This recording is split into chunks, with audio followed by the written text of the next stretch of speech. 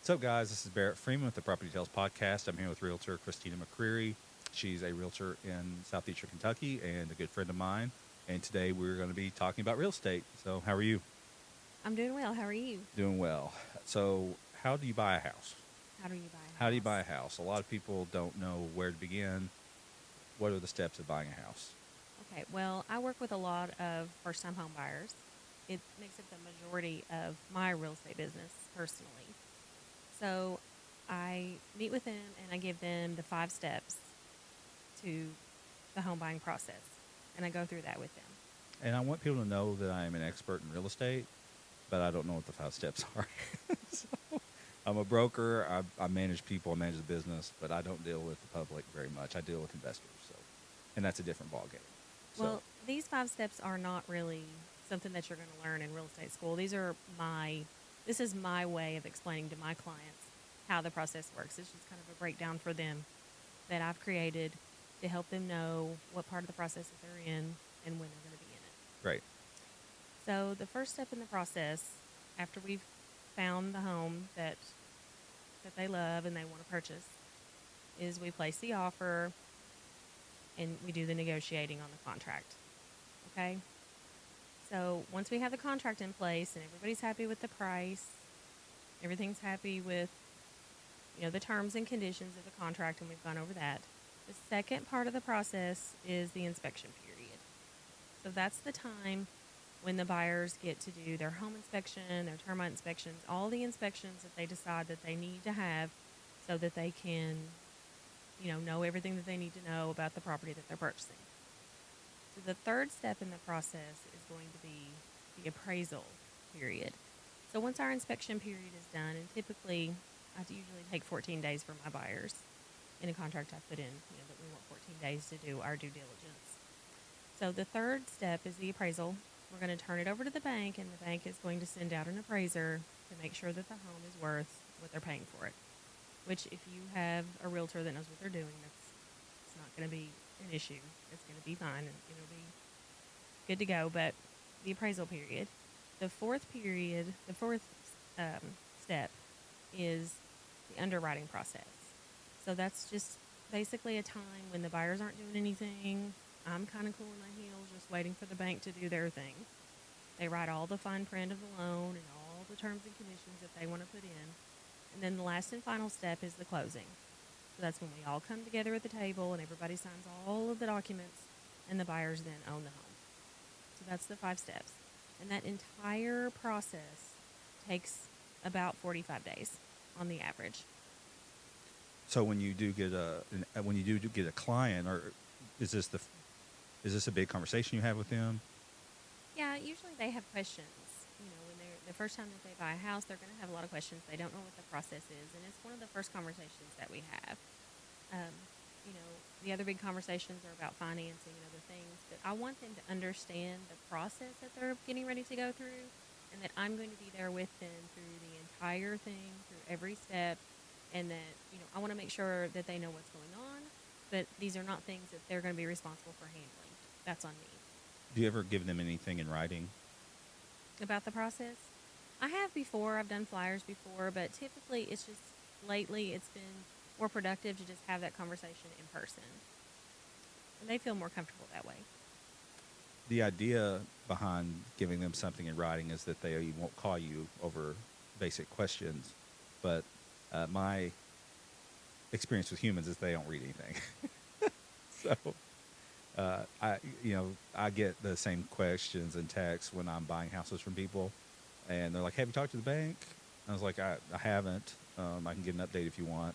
But like, when do you think we're gonna close? I'm like, I don't know. This part's out of my hands. Like you're talking about, it's like you're kind of just sitting around waiting on other people to do their job. I'm buying a lot of houses right now myself, just really, really cheaply, and then wholesaling them. And so when I started, and I'll kind of tell you, this will be an update on what's going on with me. I started Freeman Brothers Realty because I own apartments and houses in Southeastern Kentucky, and I was going to these conventions and learning how to manage them better.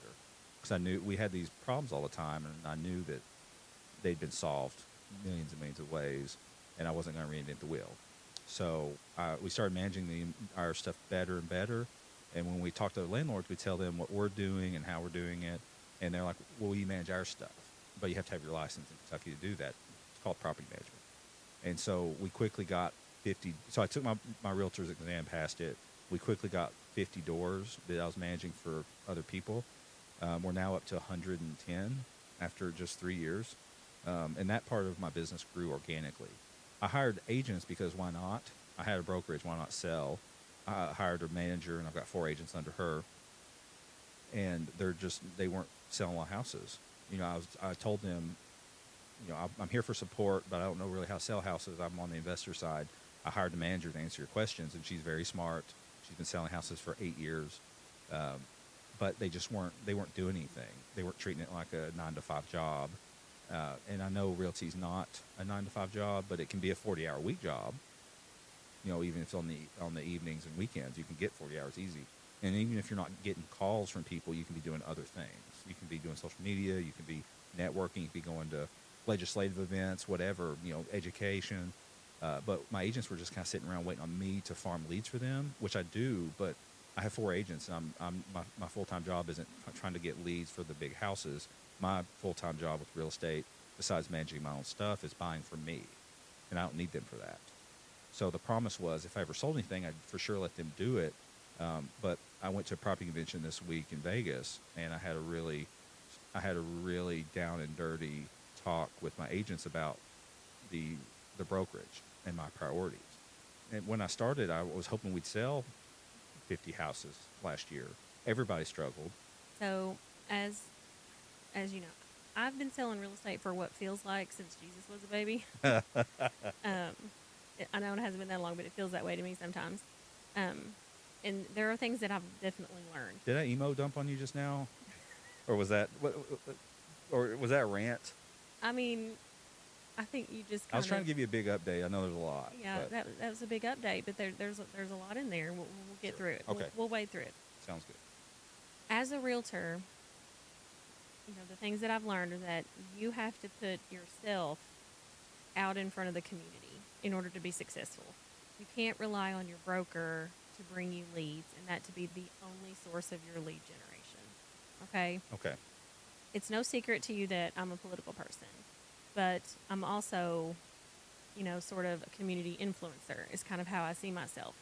I feel like it's a responsibility and a duty for me to put myself out in the community, to know what's going on in my community, and that means going to the Chamber of Commerce luncheons. That means volunteering to serve on a community board. I'm a board member for the Cumberland Valley AD, which is the Agricultural Development Division. So I serve on that board as a volunteer position to my community. We talked about this, I go to Frankfurt a lot. I attend legislative events. So I'm familiar and friendly with all of our local legislators. They know my name, they know my face. And if your community does not know your name and your face, then you're not going to be a successful realtor. You're not going to be as successful as you could be. So you have to put yourself out there. You have to go to ribbon cuttings. You have to know other local business owners. You have to be networking in order to be successful, and you can't rely on your broker for that.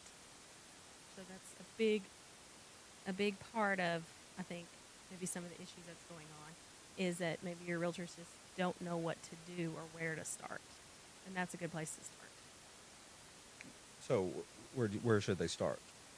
Going to the chamber luncheons, going to the ribbon cuttings, getting to know members of their community, business members, business leaders in their community. It's a reality that there's probably friends and family that don't know some of my agents are even selling real estate. I think that's a reality. You have to post on social media. You have to have a Facebook, and you have to continue to remind them on that Facebook that this is what you do for a living. Even though I've been selling real estate since the Great Flood. It's two really funny things about your age. It's true, though. It feels like it's been since the Great Flood. There are still people in my sphere of influence that don't know that I'm a realtor. And that's on me. And it's because I haven't posted enough or I haven't talked about it enough. Anywhere that you go, you have to be ready and willing to talk real estate with anybody that'll have a conversation with you about it. And that way, you always have those cards in your left pocket of your jacket or your jeans or whatever, so you can shake hands with your right hand and hand them a card with your left. You have to have those ready to go.